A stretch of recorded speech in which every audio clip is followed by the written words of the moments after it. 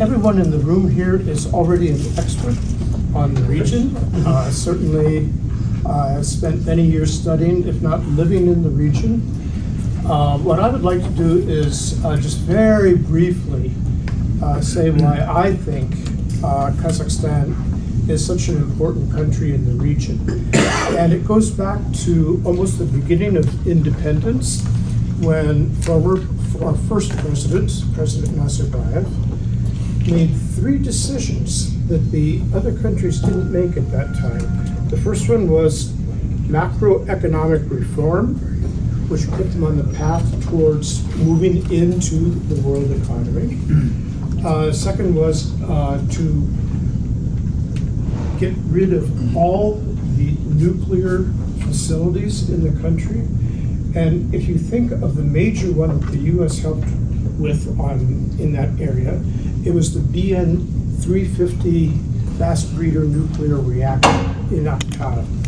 And as a result of our collaboration and President Nazarbayev's decision, there was enough highly enriched uranium and plutonium locked down for at least 100 years under AEAE auspices, the United Nations auspices, enough that could have made 750 nuclear weapons if it had fallen into the wrong hands. And then finally, the one that I think is the most important decision of all was the decision to establish something called the Bolshak program, which Bolshak meaning future in the Kazakh language. And what this did was give Kazakhstani students full educational college degree experiences overseas, and a good many of them graduate degrees overseas, so that again, preparing to enter the world as it had become. And there are now at least 15,000, sometimes people use different numbers, but 15,000 alumni of that program who are in positions of leadership in both the private sector and the public sector of the country. So that's why I think we need to pay a lot of attention to Kazakhstan.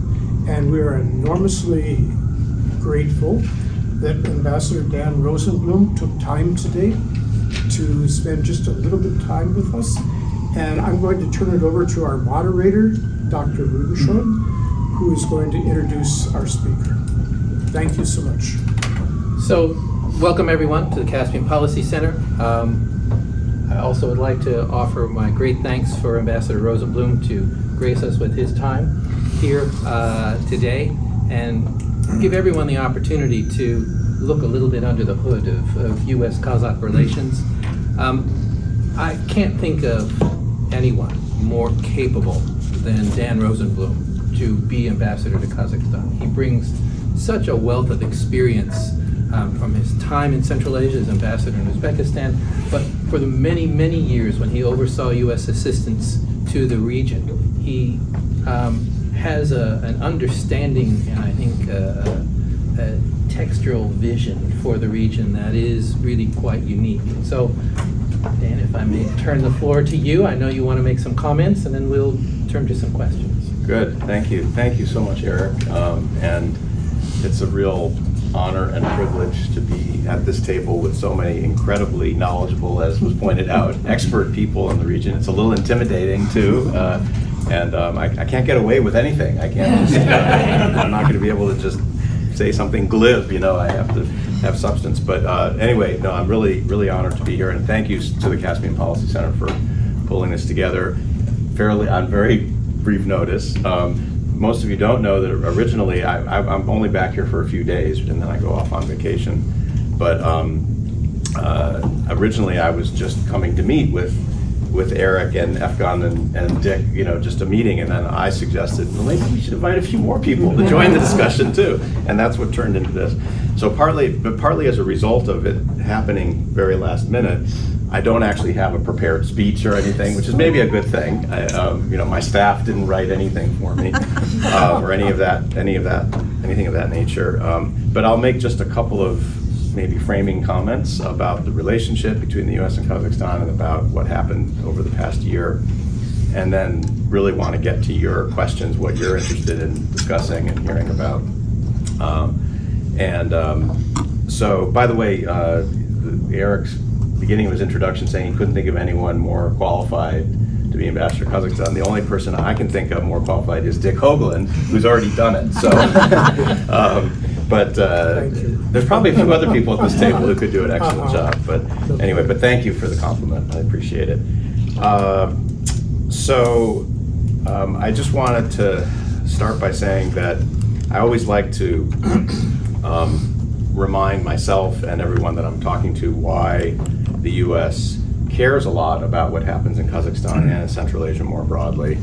I think it's a good starting point for any discussion. And I always start that analysis by looking at the old real estate slogan, location, location, location.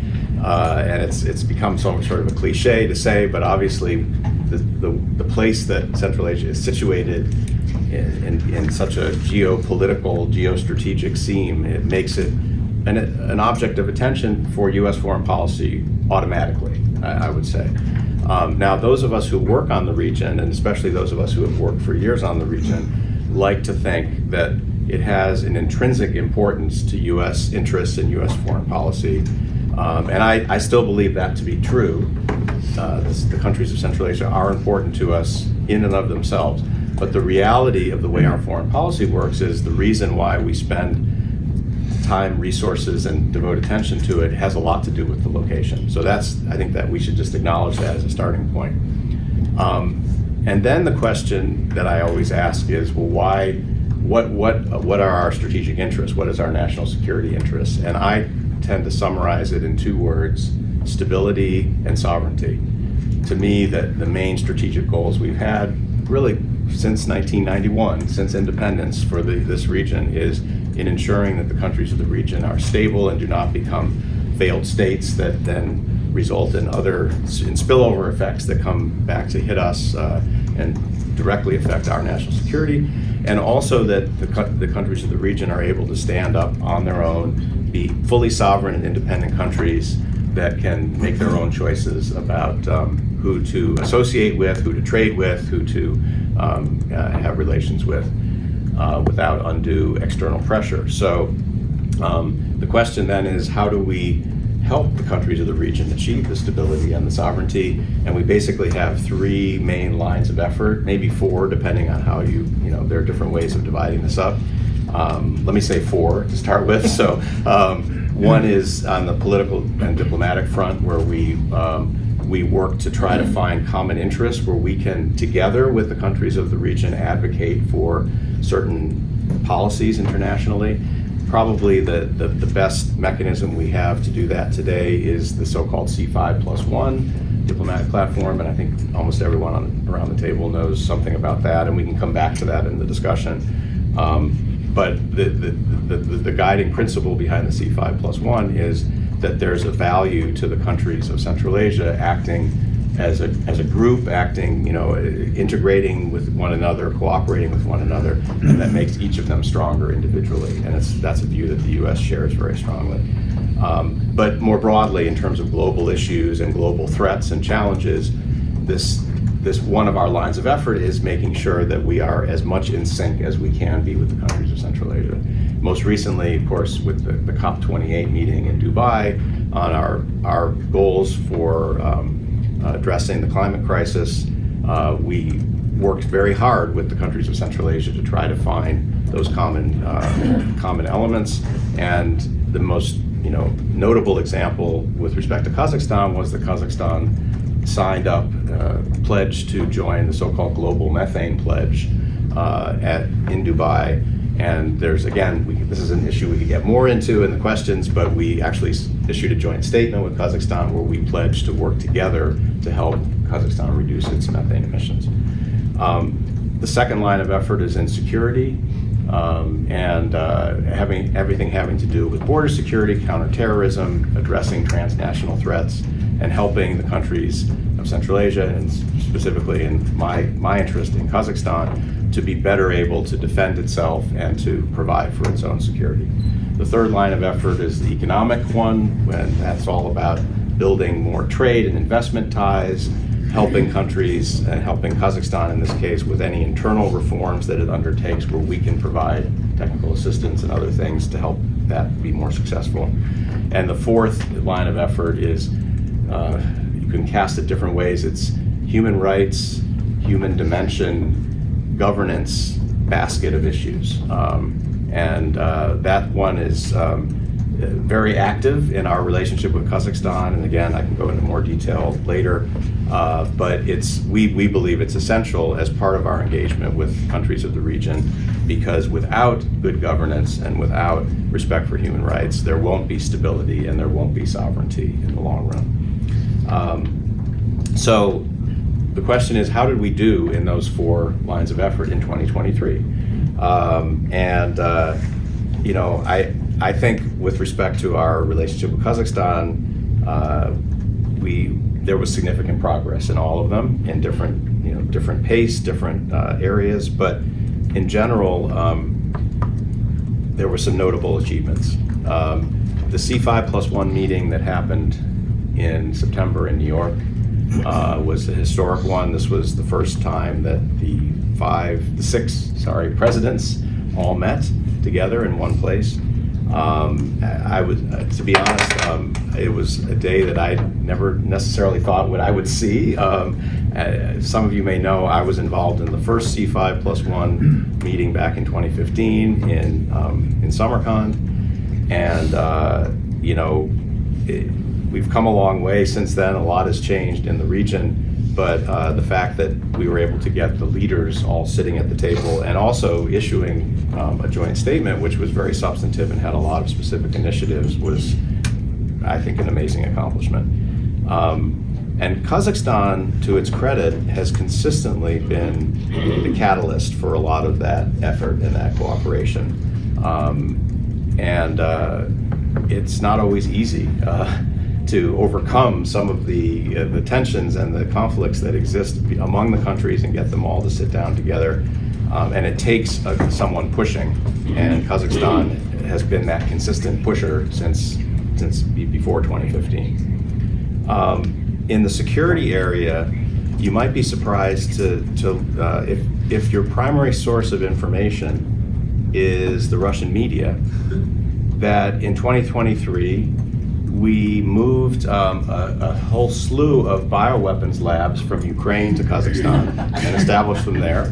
I opened personally a NATO training center in Almaty in October. Why did you do that? So there was a lot of pretty dramatic things happened in 2023, if that's your source of information. But actually, what happened, and actually I just share a little anecdote with you that just happened last week. I had a chance to meet with President Tokayev a week ago Friday. He invited 4 ambassadors to have sort of end-of-year tete-a-tetes with him, which hadn't happened before, at least certainly, I don't know if it ever happened while you were there, Dick, but it was the first time my staff were aware of that. So it was the Russian, Chinese, EU, and American ambassadors were invited for separate meetings. But in the meeting, I actually told a similar joke to what I just told to the president. I said, Mr. President, I hope you heard about the NATO training center that I opened in Almaty. And he got it immediately, so he obviously was reading those reports, and then he wanted to talk about what it really was. For those who don't know, there's an international peacekeeping training center in Almaty, which we helped to establish and have supported a lot over the years, and which is training peacekeepers, for Kazakh peacekeepers, to go on deployments, international deployments. And by the way, this year they got their first deployment where they're going to lead a mission in the Golan Heights. Maybe the timing's not the best in terms of sending peacekeepers there, but sometime in 2024 they're going to be sending their troops out there. But what we opened in October was actually a conference center that our DoD colleagues had funding for, so we helped to build it. And I was cutting the ribbon on the conference center at the peacekeeping training center, but it became a NATO training center in the Russian ports. Anyway, so a lot to say. I won't go into it again. We can come back to it on the security side. Besides those things I mentioned, in terms of our military-to-military engagement, and a lot of interest clearly coming from the side of Kazakhstan to deepen its relationship with us in those areas. And well, we can get more into that if you're interested. On the economic front, in 2023, our bilateral trade was up significantly. I think we were at $3 billion in bilateral trade in 2022. I've heard, we don't have the final numbers in 2023, but we think it'll probably be about maybe a 15% increase or something like that, which is pretty good. And our foreign direct investment numbers were healthy as well. Another, I think, $5 billion of new foreign direct investment in 2023. We're the number 2 source of FDI after the Netherlands, which is number 1 because of company registrations, I guess, in the oil sector or something. But we're number 2. We try harder. That's what I always say that to the Dutch ambassador in Astana, and he doesn't really get the joke because you have to know about American advertising and rental cars and so on. But in any case, and then we put a big focus in 2023 and began to make progress, I think, together with other partners on developing the so-called middle corridor, the Trans-Caspian route. That was another economic priority for the government and for us as well. And again, we can go into that more if you're interested. And finally, on the sort of the 4th line of effort, the human dimension, depending on how broadly you define that, there was a lot of activity, a lot of exchanges, a lot of educational partnerships forming over the past year. I had a chance to go up to Petropavlovsk in the far north near the Russian border, where Kazabayev University has a partnership with the University of Arizona, and this past year was the first year of a joint degree program they have for Kazakh students at this university to get an Arizona degree if they go through the 4 years. And we're very excited about a lot of other similar initiatives that there are out there in the educational sector. And on human rights, more broadly speaking, we have this thing we call the high-level dialogue with Kazakhstan between the presidential advisor for foreign policy, Ambassador Kazakhan, and our Undersecretary of State for Human Rights and what is it called? Civilian security. I can't remember the title. Our Uzbekistan, our Undersecretary, that allows us to discuss all these issues, even the most difficult and sensitive issues. The president announced in December a new human rights initiative for the next 2 years that will focus on a lot of issues that we care about, including domestic violence, trafficking in persons, and so on. I think it's fair to say that the one area where we have maybe a difference of perspective and a difference of opinion of where things stand has to do with political competition and political pluralism and the treatment of some people who are characterized as opposition politicians, some of whom are in prison right now. And there's a coalition of human rights groups in Kazakhstan which maintains a list of political prisoners. And as I pointed out to the president, and I've said this publicly too, when I arrived in November of 2022, there were 7 names on the list, which was down. It had been going down steadily, and now there's 23, which is not a good trend. But that said, we also want to give credit where credit is due, and I discussed with the president as well some of the real areas we think are important progress in rule of law and in gender equity, and specifically this issue of gender violence, which has become a focus now in the public and in the legislature. So anyway, I could go on a lot of these topics, but I won't, because I want to, again, talk about the things that you most want to hear and also hear your perspectives. So I'll take the prerogative of the chair and throw out a few questions to warm you up a little bit. You mentioned the special relationship between the United States and Kazakhstan, and that this has existed since independence. And I would say, we had this culminating moment with the C5+1 meeting, and it's sort of a real high-level policy engagement. But now what? What's left to achieve? Where are we going now? You've reached this pinnacle. Is there more, or is it a denouement? Good question. I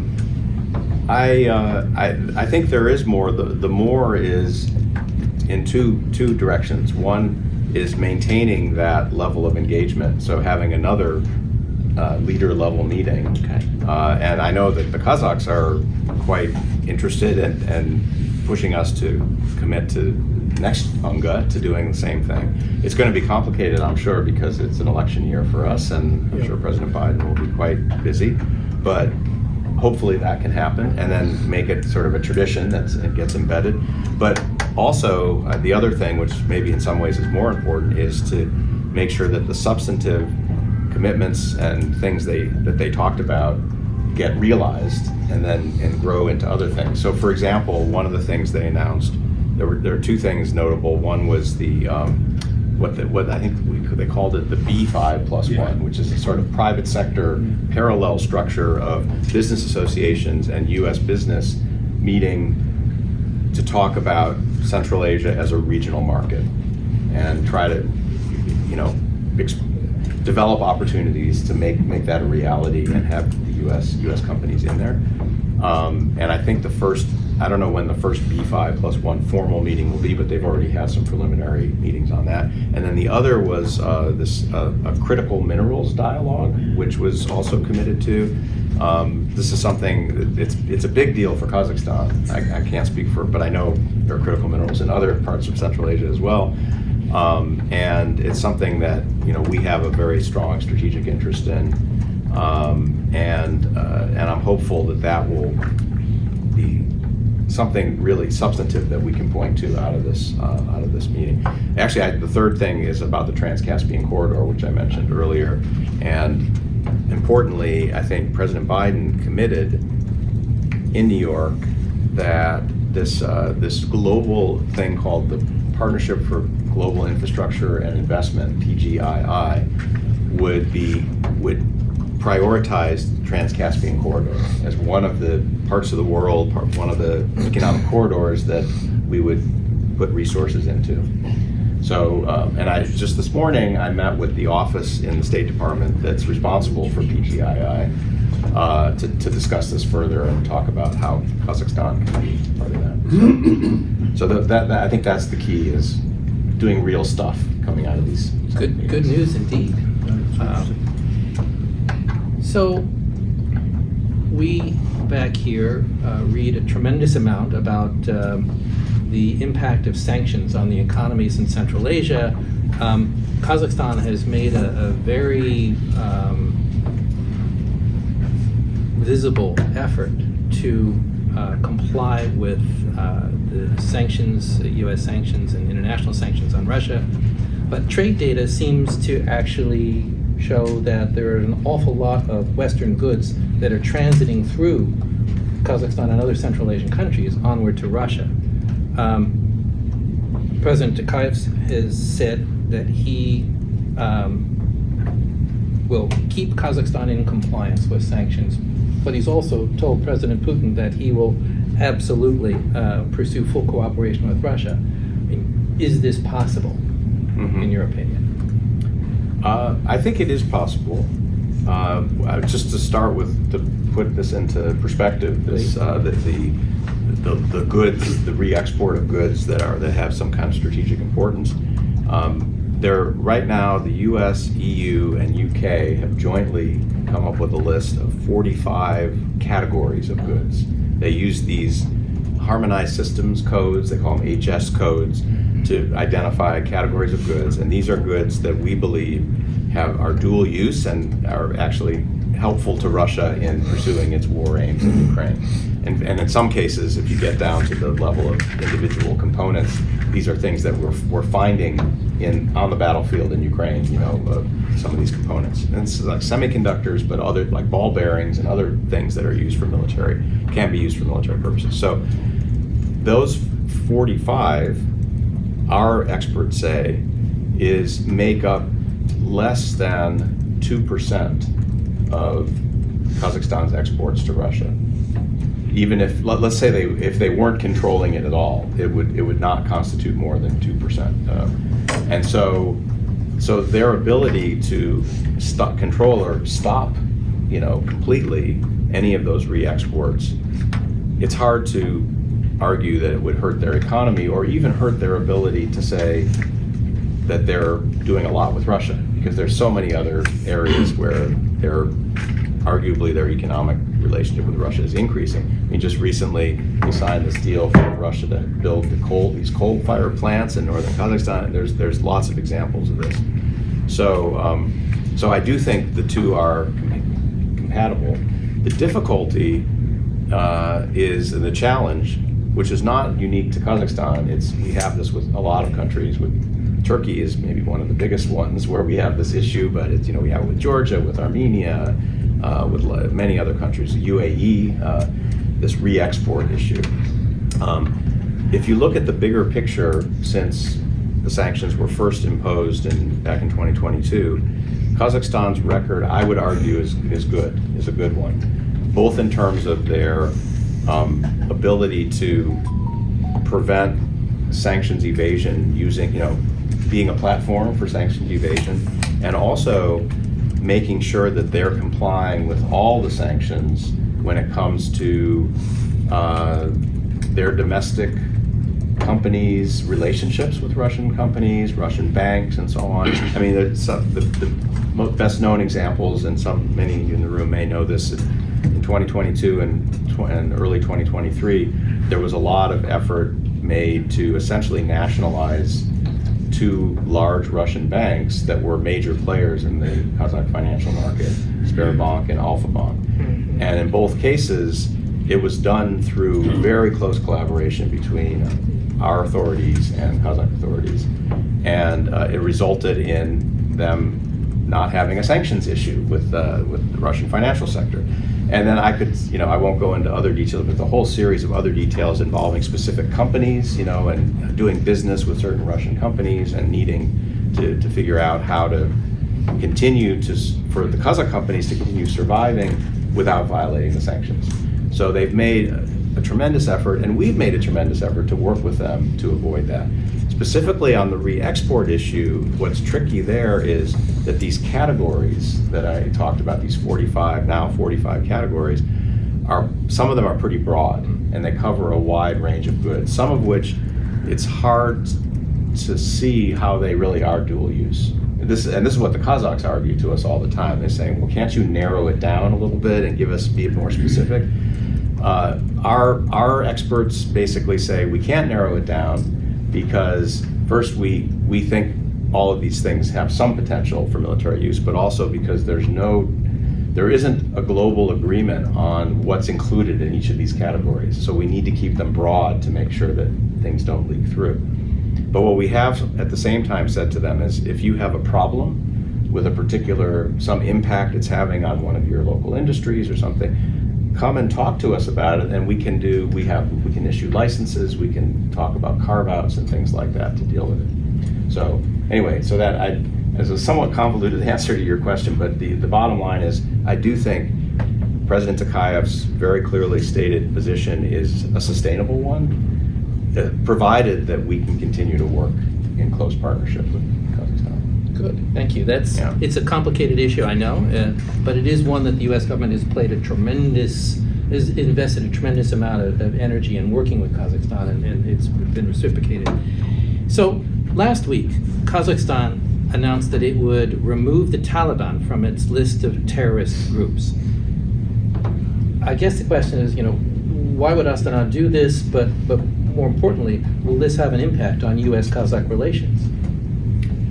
So, first of all, they gave us advance notice that they were doing this, which is, in the spirit of the partnership of no surprises.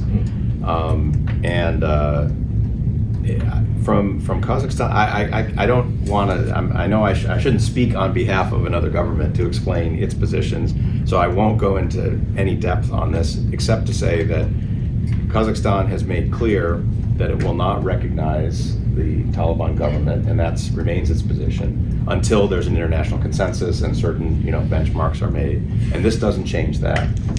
They've also made clear that they prioritize developing some level of economic relations with Afghanistan, even with the Taliban regime in charge there.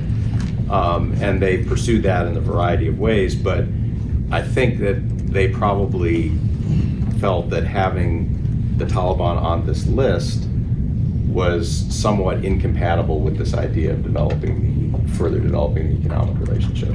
So again, that's my speculation. I won't speak for them on that. In terms of the impact on the U.S. relationship, I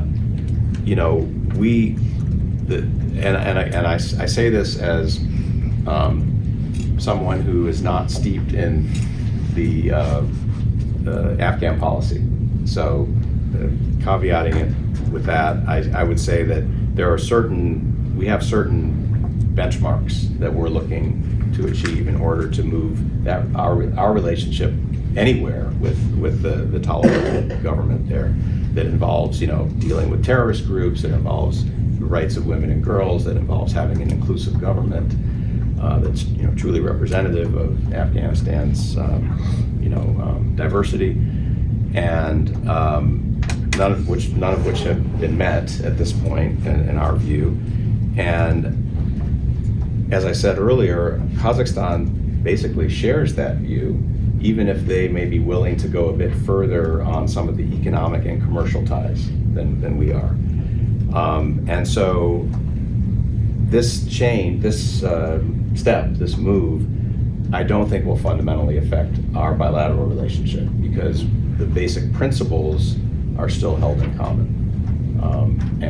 I should just add finally that we regularly consult on Afghanistan with all the countries of Central Asia. Most recently, our special representative for Afghanistan, Tom West, that may not be his title anymore, that was the old title, but anyway, but Tom is the guy, he's our point person on Afghanistan.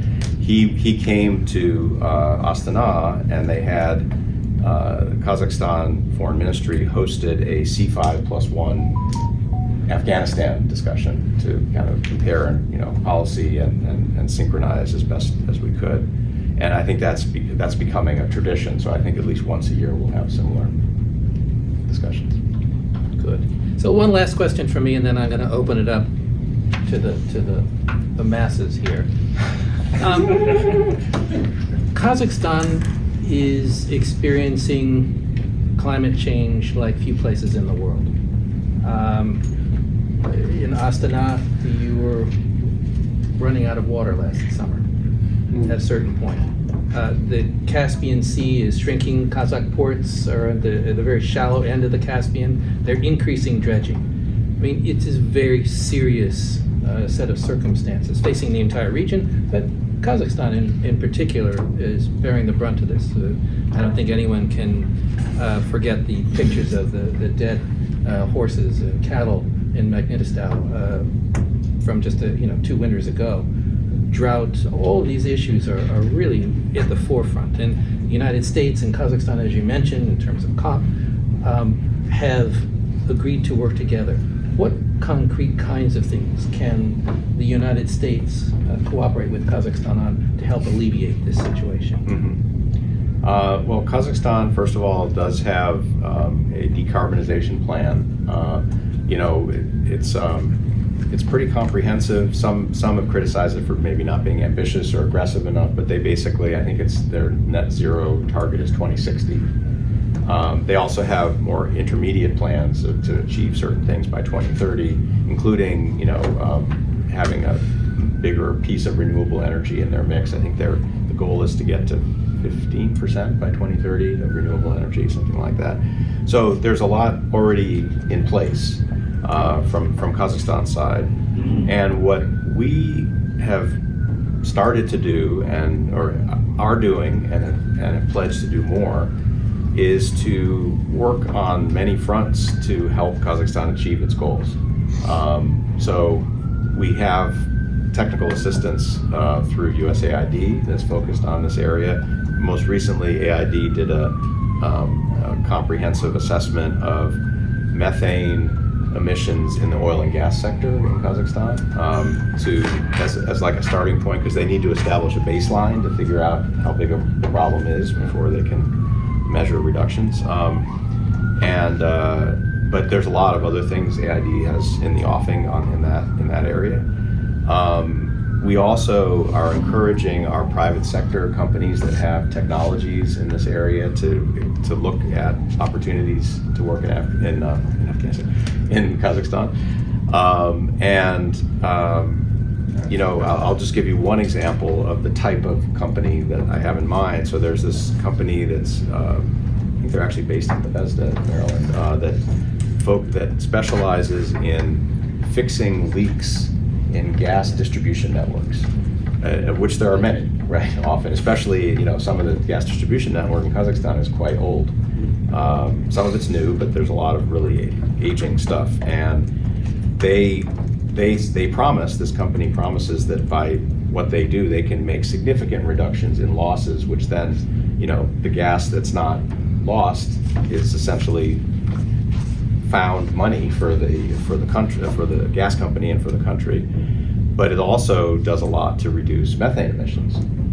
And their business model involves, I don't want to think I'm doing an advertisement. I'm not even saying what the company is, but their business model involves they don't charge the country for the fixing the links, but they take the carbon credits and then they monetize those credits on exchanges, and so that's how they get paid, essentially. So anyway, it's an interesting approach, and that company is currently exploring signing a contract with the Kazakh gas company to do that work. So that's the sort of thing we want to do more of. I should also say, by the way, that same company is already doing this in Uzbekistan. The same work. Noting that you came from Uzbekistan to Kazakhstan, Yeah. I don't know that there's any coincidence. That is a coincidence, because I didn't have anything to do with the earlier one. Anyway. All right, I've had enough fun here. I'll ask everyone if you'll state your name and your affiliation before you give your question. Now, before you had your hand waving. Thank you. Nabahor Imamova from the Voice of America. It's great to have you here. You have now closely worked with two reform promising regimes in Central Asia. I think you can answer this question. What major differences and similarities do you see between Uzbekistan and Kazakhstan? And also, more directly, is Tokayev really reform-minded? And by that I mean systemic reforms. Do you see the system evolving, changing? Wow. That's a big question, Nabor. Both parts of it. And I'll try. I want to give everyone lots of other questions a chance, so I'll try to keep it brief. First of all, it has been interesting to see, the kind of the similarities and differences in two different places. When I arrived in Tashkent, it was already a couple of years into the reform process, and I think that, maybe things were slowing down or running into the low-hanging fruit had already been harvested, and it was running into more difficult, more complex reforms. What year was that, please? 2019 was when I arrived. So it was like 2 years into the President Mirziyoyev's reforms. But and so I guess I was there for the slowing down part of it, and I know that was, it was at times frustrating for some people, and maybe for some felt, like it was a lack of commitment. To me, it was a lot of it was about just, again, running into these things that were more difficult to achieve, not just because they were more complicated, but because there was more resistance, from different parts of the structure. Kazakhstan has a very different history of reform because there's been repeated reforms, and those probably were some announced when you were there. I mean, it's like, when President Nazarbayev was in charge, I can recall following the region even from more of a distance, that every 3 or 4 years there was some new reform program. And I think, probably each one of them incrementally made some progress. but also left other things undone. And I think that the things that President Tokayev announced in the wake of the 2022 unrest were focused heavily on the political side. And I think from the government's perspective, most of those reforms have already been implemented. They had to do with constitutional changes, changes in the electoral system, holding the presidential and then parliamentary election. Some of them there are some longer term things that have to do with decentralization, giving more power to the local government, more resources and more authority to local government. And that's still unfolding. There's a hearty debate internationally, certainly, but even in Kazakhstan, about whether the political reforms of that first year were significant or changed anything in terms of the kind of political power balance, so to speak. I do think that the jury is still out, and that we have to give some time to see. Of course, one of the most significant things that President Tokayev himself talks about a lot is the 7-year presidential term, the once and only once 7-year presidential term. And you maybe saw that just like a day or two ago in an interview, he was asked about that, and he emphatically said, "I'm done after 7 years, and that's it." The other part of reform in Kazakhstan, economic reform, there was really not a lot. When I got there wasn't much focus or talk about it. In September last year, September 2023, in the president's State of the Nation address, he made it clear that in the coming year, the focus would be on economic reform, and he laid out a pretty ambitious slate of reforms. A lot of them having to do with it's still, a lot of it is things coming from the state developing the economy. There was some talk about more privatization, but there was less focus on that. There was more focus on developing value chains in certain sectors, protecting domestic producers, but also attracting foreign investment, especially to mining and critical minerals, and setting some pretty ambitious targets for financial sector, like attracting foreign banks to the financial sector, and attracting and increasing IT exports from Kazakhstan. So all of those were all elements of the president's goals for the coming year, and it was very economically focused. So it remains to be seen how that's going to all unfold.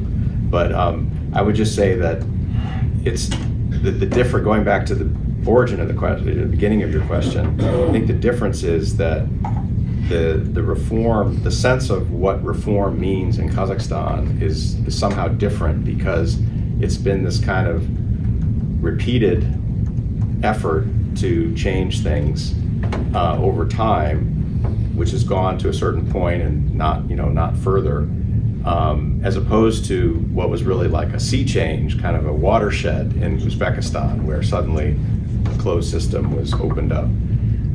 So that to me, that's what feels the most different. Fair enough. Yes, please.